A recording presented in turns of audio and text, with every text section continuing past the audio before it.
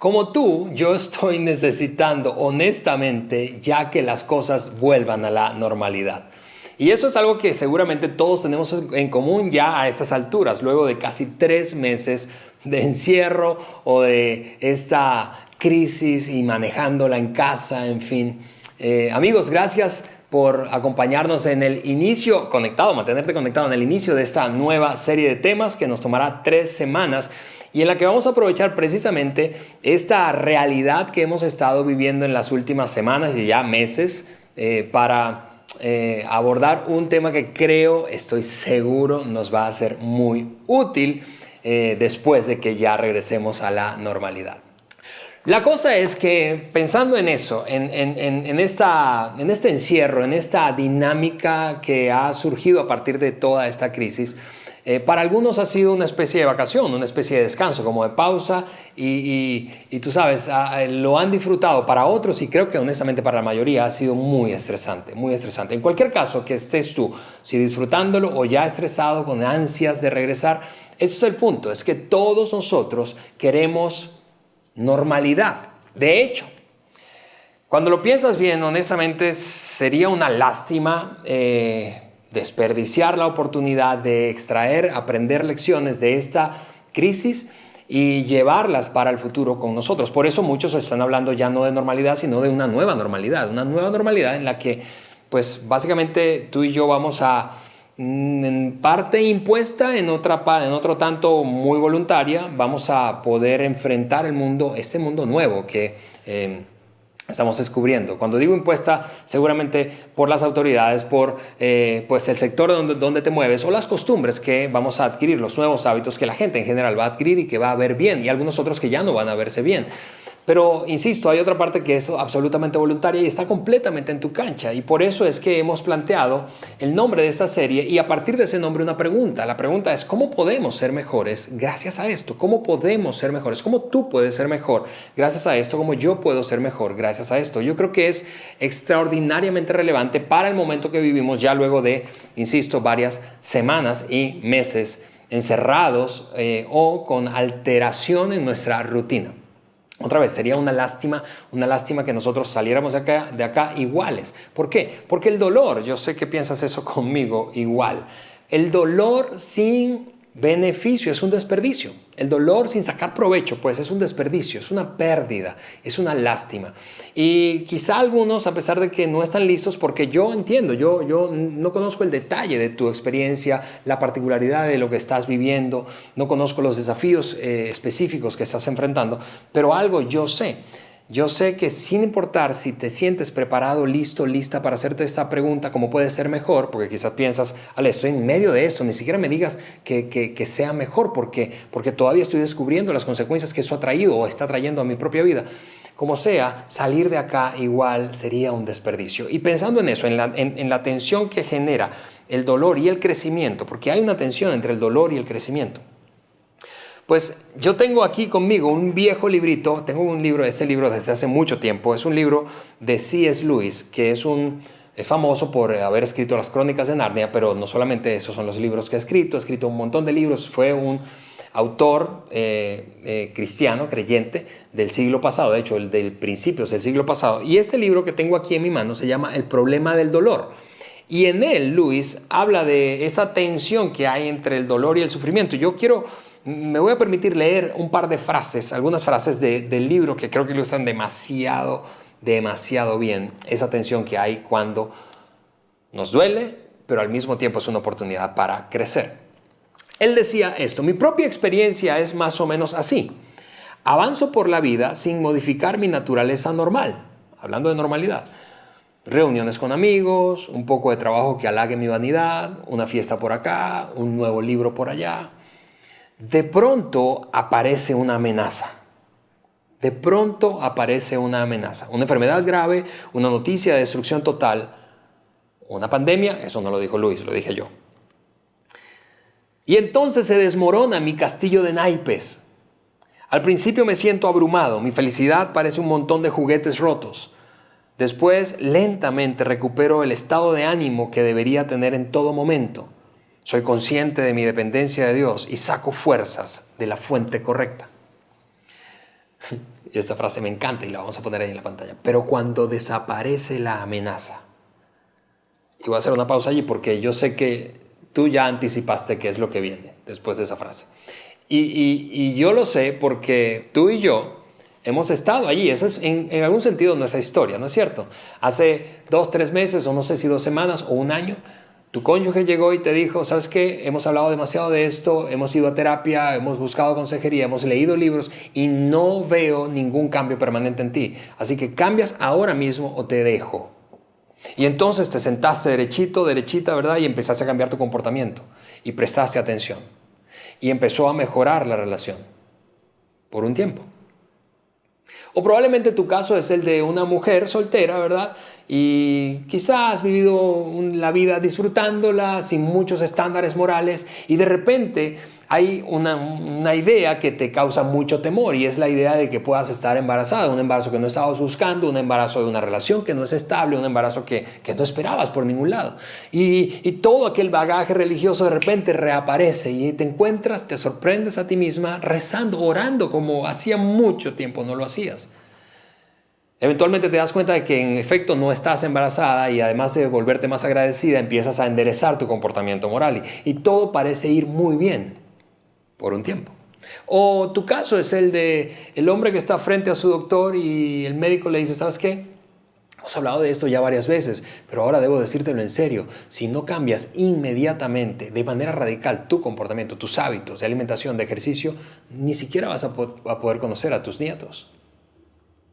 Y entonces eso es una llamada de atención y vas a casa tomando decisiones de cambio y piensas, ¿sabes qué? Ahora sí, y empiezas a introducir cambios en tu alimentación, en tu ejercitación física y ves cómo mejora tu salud por un tiempo. Tú y yo sabemos qué viene después de esa frase, ¿verdad? Cuando desaparece la amenaza.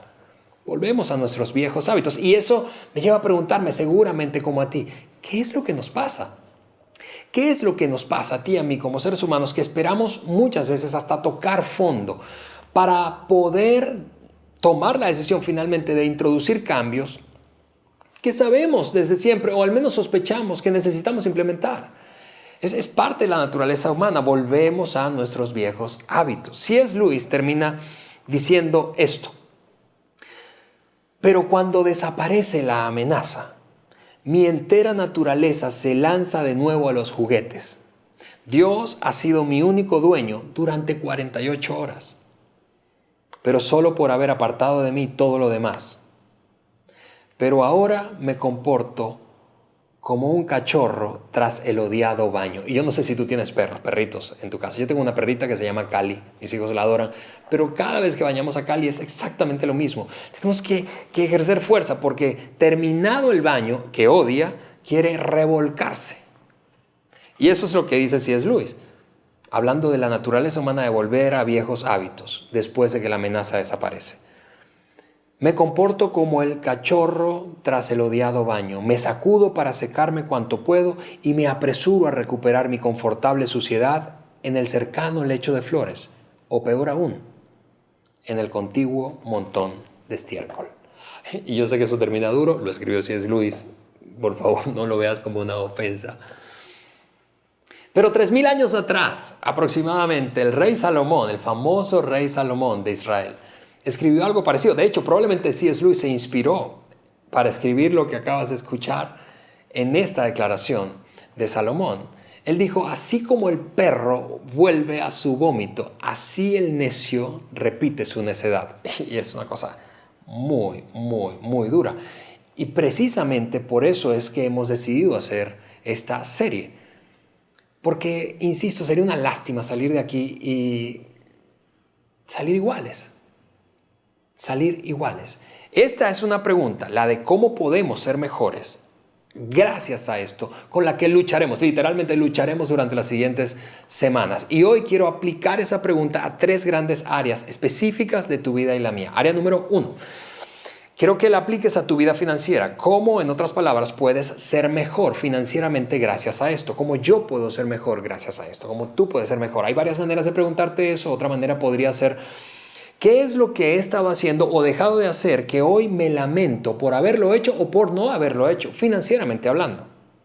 Porque hoy seguramente, como la inmensa mayoría, tú estás experimentando una presión financiera. No importa si es porque disminuyeron tu salario o tu empresa, si eres dueño de una empresa o de un emprendimiento, está vendiendo menos, facturando menos, no importa si es que uno de los dos, tú, tu cónyuge, perdió de plano el trabajo, están experimentando presión financiera. Este es mi punto. Usemos esa presión. Tú y yo podemos usar esa presión para mejorar y por lo tanto salir mejores de esta crisis financieramente. ¿Cómo puedo ser mejor financieramente? Hay una verdad o una realidad financiera que creo que es, a pesar de que es muy dura, todos debemos abrazar y es esta. Mira, un hoyo financiero se debe en parte, y déjame poner eso entre paréntesis, en parte, porque probablemente podría ser la mayoría de las veces o siempre, un hoyo financiero se debe en parte a una falta de autocontrol. Y probablemente me odias por decir eso, por escuchar eso, y tú tienes una argumentación y es para explicar por qué estás en un hoyo financiero, si es que ese es tu caso. Pero déjame ilustrarlo de esa manera. Antes de esta crisis, probablemente pensabas, ¿sabes qué? Financieramente hablando, mi problema es que ojalá tuviera más dinero, ojalá mi ingreso fuera mayor, ojalá cerrara ese negocio, ojalá se diera aquella oportunidad, ojalá tuviera más dinero. Pero durante la crisis estás pensando una cosa diferente. Lo que estás pensando probablemente es esto: ojalá hubiese ahorrado más. Lo que es igual a decir, ojalá hubiese tenido más autocontrol. ¿Es difícil? Claro que sí, pero es una realidad que necesitamos abrazar para poder mejorar. Ahora es el momento, no después, ahora es el momento de poner en práctica eso que sospechas que debiste haber hecho en el pasado, o que escuchaste, o que alguien te recomendó, o que sabías que lo tenías que hacer pero te costó muchísimo. Hablando de autocontrol, el mismo rey Salomón escribió esto en otro proverbio. Una persona, decía él, sin control propio es como una ciudad con las murallas destruidas. Y quizá eso para ti y para mí hoy en día no tenga demasiado sentido culturalmente hablando. No hay ciudades amuralladas. Bueno, el vecino del norte está... No, pero eso es otro tema. Pero en el pasado, hace 1000, 2000 o 3000 años, una ciudad amurallada experimentaba paz, seguridad. Los muros, levantados, bien puestos, vigilados, brindaban paz, seguridad, prosperidad, certidumbre. Lo que está ilustrando Salomón con ese proverbio es esto: en cualquier área de tu vida o de mi vida que no tengamos control propio, dominio propio, autocontrol, nosotros estamos expuestos a perder la paz, a perder la seguridad, a perder la certidumbre y la prosperidad o la posibilidad de prosperar. Y es exactamente eso lo que pasa cuando se trata de nuestra vida financiera. Ahora, hay tres cosas que honestamente desde lo financiero, finanzas personales y familiares, requieren un gran nivel de autocontrol. Gran nivel de autocontrol. Y creo que ahí está la aplicación práctica de esta pregunta en tu vida financiera para salir mejor, y en mi vida financiera para salir mejor. Ahorra más, gasta menos, sal o mantente libre de deudas. Ahorra más, gasta menos, sal o mantente libre de deudas. Tú y yo entramos a esta crisis con un nivel de ahorro, con un nivel de gastos y con un nivel de endeudamiento. Salgamos con un nivel diferente, un nivel mejor. Y yo te confieso, para Eliana y para mí, el gran aprendizaje de esta crisis, financieramente hablando, es: entramos con un nivel de ahorro. Y nos dimos cuenta, necesitamos ahorrar más. No tenemos deudas y estoy agradecido con Eliana sobre todo porque es el cerebro financiero de nuestra familia. Pero necesitamos ahorrar más. Esa es nuestra gran lección. Y finalmente, para cerrar este tema de lo financiero, te vas a ver tentado o tentada a endosarle la responsabilidad de tu hoyo o de tu crisis financiera o de la presión financiera que experimentas, pues al virus, a las instituciones, al gobierno, a las políticas gubernamentales, a tu empleador. Y yo entiendo eso, y de hecho seguramente en parte eso es cierto, pero hay un pedacito del pastel que es tu responsabilidad, que es mi responsabilidad. Necesitamos abrazar, asumir ese pedacito del pastel, y ese es mi reto, mi desafío. Gentilmente, respetuosamente quiero animarte a evaluar cuál es tu parte de responsabilidad en esa situación financiera en la que te encuentras. Aplicación número 2 de 3. ¿Cómo puedes ser mejor, pero ya no financieramente, sino relacionalmente gracias a esto? ¿Cómo podemos tú y yo ser mejores relacionalmente gracias a esto?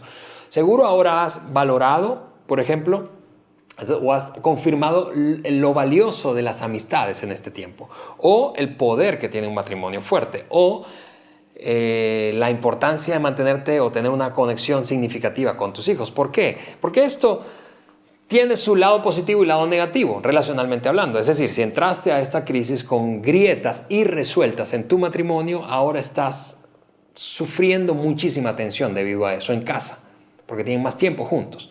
O si entraste al matrimonio, a la crisis, con un matrimonio muy fuerte, tú dices, gracias a Dios tenemos un matrimonio fuerte que nos ha permitido enfrentar esto juntos. O quizá tu caso es que te das cuenta que no tienes muchas cosas en común con tus hijos o con uno de ellos.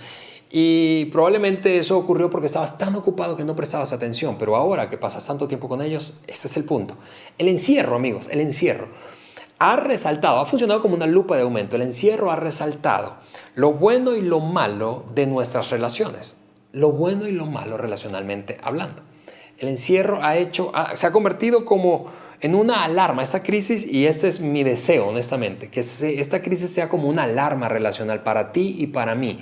De tal manera que despertemos, que esto nos haga despertar. Eso quiere decir prestar atención a aquello que debemos prestar atención y que sospechamos o sabíamos ya de plano que debíamos prestar atención en una relación de amistad, en tu relación con tu cónyuge o en tu relación con tus hijos. Porque al final de cuentas, tú y yo queremos contar una gran historia saliendo de esta crisis, ¿no es cierto? Relacionalmente hablando, esta es mi oración, que tú puedas decir al término de esta crisis epidémica, ¿sabes qué? El COVID fue el catalizador que salvó mi matrimonio, porque finalmente presté atención. O el COVID fue el catalizador que hizo que mi relación con mis hijos se fortaleciera. Tercera aplicación y última. ¿Cómo podemos ser mejor? No financieramente hablando ya, no relacionalmente hablando, sino personalmente hablando, gracias a esto. Y cuando digo eso me refiero, cuando digo personalmente, eso es igual a internamente. ¿Cómo puedes ser tú mejor? ¿Cómo yo puedo ser mejor internamente? Desde el punto de vista de nuestra perspectiva del mundo, cómo vemos las cosas, incluso espiritualmente. ¿Por qué? Porque cada crisis, seguramente coincides conmigo en esto, cada crisis tiene el potencial de sacudir nuestros cimientos, eso que somos internamente, ¿no es cierto? Empezamos a cuestionarnos, a preguntarnos, ¿debería seguir yo viendo la vida de la manera en que la veo, tomando las decisiones como las tomo, priorizando como priorizo? Cada crisis tiene ese potencial. Y pensando, por ejemplo, si tú no te consideras una persona religiosa, que por cierto, gracias por conectarte con nosotros. Todo lo hacemos para ti. Pero si no te consideras una persona religiosa y quizá te has descubierto, pues pensando, ¿sabes qué? Ahora este tema de Dios estaba fuera de mi radar desde básicamente mi infancia. Pero ahora como que está nuevamente en la superficie. Quizás has estado orando por primera vez o rezando por primera vez en mucho tiempo. O te pusiste a buscar una Biblia, una vieja Biblia que tenías ahí en casa. O descargaste una aplicación móvil de la Biblia en tu teléfono. El punto es que a pesar de que pensaste que este tema de Dios, de lo espiritual, lo habías dejado atrás, ahora nuevamente estás sobre la superficie. Aprovecha esa atención. O si tú te consideras un seguidor de Jesús, ahora mismo quizá, hablando de preguntas difíciles, te has preguntado, a ver, ¿mi fe era suficientemente fuerte o tan fuerte como yo pensaba? ¿O descubriste que tu fe en realidad era más frágil de lo que pensabas?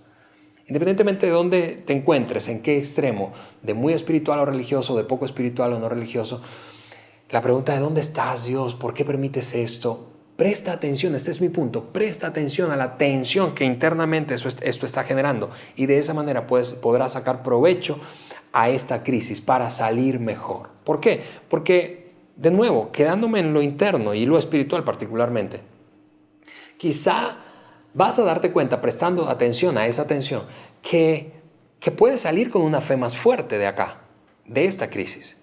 Que creíste en un Dios que realmente no existe, que es un Dios que te enseñaron a ti y a mí en la infancia. Tú sabes, esa idea, por ejemplo, de que Dios no permite que nada malo le pase a gente buena. Pero mientras eso transcurre, las preguntas han saltado y yo sencillamente quiero decirte, ¿sabes qué? Dios permitió que le pasara lo peor a la mejor persona de la historia de la humanidad. Me refiero a su Hijo Jesucristo. Y todo eso lo hizo por amor a ti, por amor a mí.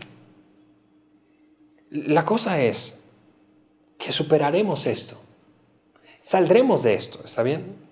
Pero mi deseo, mi anhelo es que salgamos mejores. Nuestra oración en Vida In es que tú salgas mejor, que tu vida financiera sea más fuerte, que tu vida relacional sea más fuerte y que tu vida personal y espiritual sea más fuerte. Y que no seamos, como decía C.S. Lewis, como ese cachorro que después del odiado baño, ¿verdad? Y esto en algún sentido cae en esa categoría, es un odiado baño.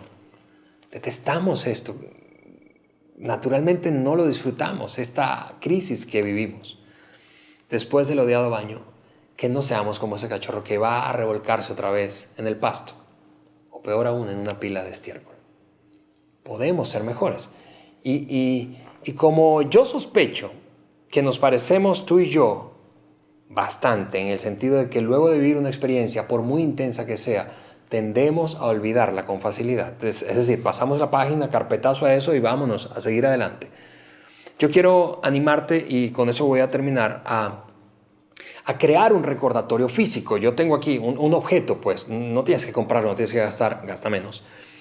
Pero encontrar un recordatorio físico tangible que te ayude a conectar y recordar eso que has decidido abrazar como lección de toda esta crisis o todo este tiempo que hemos vivido, de todo este encierro, financieramente, relacionalmente o personalmente, internamente, y que te sirva, te repito, en el futuro como un recordatorio, que lo pongas en un lugar visible, importante en tu casa o en tu oficina, no lo sé, y que sirva como recordatorio de esto que has decidido extraer como lección. En mi caso es esta pelota, en mi caso en el de Liana. ¿Por qué? Porque vivimos, o más bien crecimos en un país beisbolero. Yo no sé jugar béisbol, pero me encanta verlo.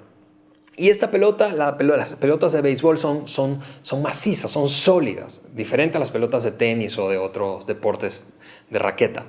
Son macizas. Y decidimos esto porque nos hemos dado cuenta que nosotros queremos seguir construyendo una vida sólida. Y esta es una gran oportunidad para solidificar nuestras vidas. No tiene por qué ser algo como lo que tengo aquí en mi pelota, ¿verdad?